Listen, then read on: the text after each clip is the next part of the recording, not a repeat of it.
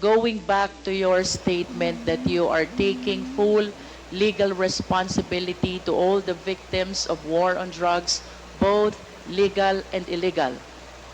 It is my humble submission, Mr. Chair, that the former president can be considered liable for all these crimes under the theory of conspiracy by being a principal by inducement. I wish to manifest, Mr. Chair, that without the order, without the reward, these police operatives should not have resulted to killing a huge number of victims of war on drugs. Beg to disagree with your premise, ma'am. I understand, Mr. President, but that is a manifestation. Yes, but you know, Thank you, if Mr. police is President. supposed to do his duty, he goes to school for 2 years.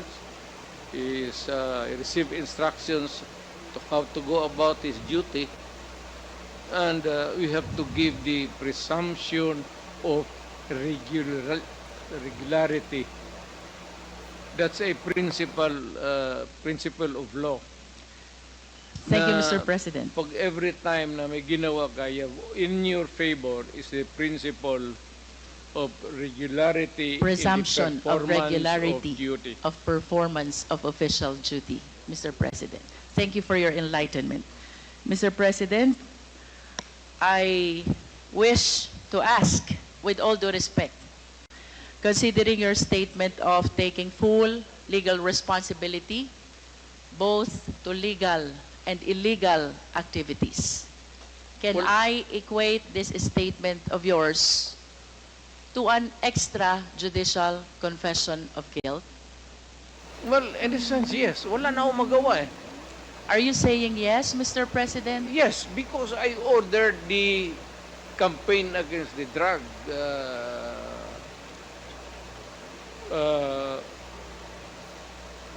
syndicates. At kung anong ginawa nila, whether illegal or not, it was ako ang nag-utos. In that sense, I take that responsibility of their actions. Wala akong magawa eh. Commander ako, nag-utos ako. Puntahan ninyo yan. Just like a commander, or not a military, police, iutusan mo. Pag may nangyari dyan, magkabulyaso, whether right or wrong, iyo yan. Iyo talaga yan. Kung hindi ka naman bobo na mayor, hindi mo iwanan yung tao na inutusan mo. Unless yung pumunta doon, inutusan mo mag-operate ng illegal gambling or mga droga, tapos nag-rape, kung anong ginagawa na kabalastugan, ako na mismo ang papatay, hindi na kailangan na hintayin mo pa.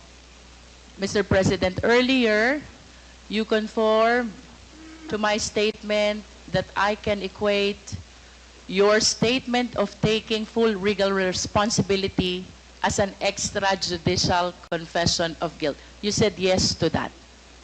Yeah. No, I'm just reiterating the question, Mr. President.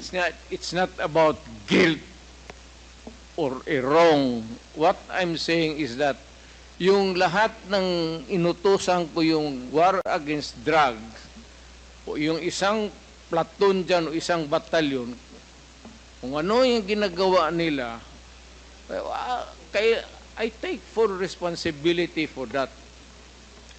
Mr. President, you are surrounded by, I believe, 4 lawyers. Hindi ko na kailangan, ma'am. Because I can you are a take- lawyer I yourself. can take of myself. I can take care of Yes. myself. And of course, you understand the elements of an extrajudicial confession. Yes. You confirm that you are of sound mind. And not only that, body Yes. as well. You confirm that your statement is voluntary. Yes. And of course, you confirm that you understand the consequences of your extrajudicial confession. Hindi naman alam, hindi naman ito korte. So, I understand, Mr. President. That's why we call it extrajudicial confession. It is not a confession, it is a statement coming from the mouth of a mayor or a president at that time. It is not a confession. You are characterizing the mali, ma'am. The only one, Do not characterize that as a wrong. Mr. President, Policy yan. the only one that is missing among these elements is that it should be in writing. What? And my question will be, will you be willing to translate into writing the statement that you earlier said? Hindi na nga ako marunong, yung pirma ko noon, hindi na nga pirma ko ngayon. But of course, you have a lawyers to help and assist you prepare this written document. Hindi ko na kailangan yan. Babait ko pa writing dito na ngayon. It's documented by the records here. Magtanong na kayo na magtanong. Ano? Anong gusto mong tanongin? Criminal? Again, to substantiate the courage that he was able to show during the initial part of this hearing. Mr. President, in the past hearing of Quadcom, may 30 Chinese drug lords na napatay sa Davao Penal Colony. Are you willing to take accountability and responsibility also for this? Wala na ako niyan, ma'am. Nandito na ako sa Maynila. So, you are saying no.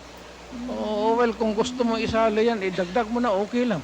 How about the death of General Barayuga, the PSCSO Secretary? Are you willing to take full legal responsibility for this? I do not kill generals. The death of Mayor Aldong Parohinog and the 15 others in Osamis City, are you taking full responsibility on this? Hindi ako nagpapatay ng mga mayor, ma'am. The death of Mayor Espinosa of Albuera Leyte, are you taking full responsibility on this? Hindi, ma'am. That's my birthplace. The death of Tony Halili in Tanawan City. Malayo yan siya sa akin, ma'am. The death of Mayor Perez of Los Baños. Lalo na. Ibalik ko po dun sa una niyong sinabi. If you are denying all this, alin po yung tinutukoy nyo when you said you are taking full legal responsibility to all the victims of war on drugs, both legal and illegal? Yes. Kasi order ko kasi yung, that was my campaign against drug. Na yung, alam mo, maraming istasyon, maraming pulis. Kung nagkaletse-letse doon, hindi ka maghugas ng kamay. Dapat sabihin mo, akin dyan, kasi of course, nagkamali sila. Now, if there is an appropriate action na gusto ninyong ilabas, then file the case in court.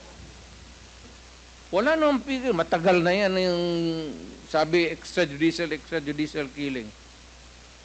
I am challenging anybody or everybody who makes the accusation, whether it is really true or not, it may be true, file the case in court because may korte tayo.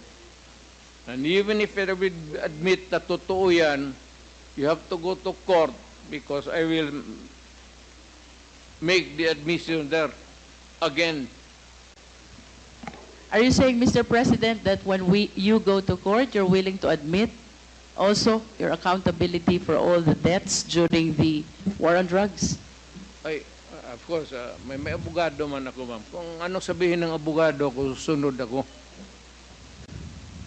I hope that everything that you said before the Quad can be reduced in writing so that truly we can believe that you're taking full legal responsibility to all the victims of war on drugs, both legal and illegal, because as lawyers we believe that by extrajudicial confession, we have to put that in writing, Mr. President. Totoo yan, ma'am. I ordered the campaign against drugs. Hindi ako it's a policy of government or of the president. Hindi ako maghugas ng kamay. Hindi ako magsabi, hindi, kasi yung department niya, hindi, akin yun. Mr. President, last question. If one of these days the ICC will come, will you voluntarily submit yourself? Sipain ko pa sila, ma'am. But you said a while ago that if somebody will sponsor your fare to the ICC, you will voluntarily submit yourself to their investigation and jurisdiction. Yes. Pero kung sila magpunta dito, sipain ko. But will you confirm that you are willing to submit Oh. voluntarily yourself to ICC? Punta ko doon, sipain ko rin sila. Same. I have nothing further, Mr. Chair. Thank you, Mr. President.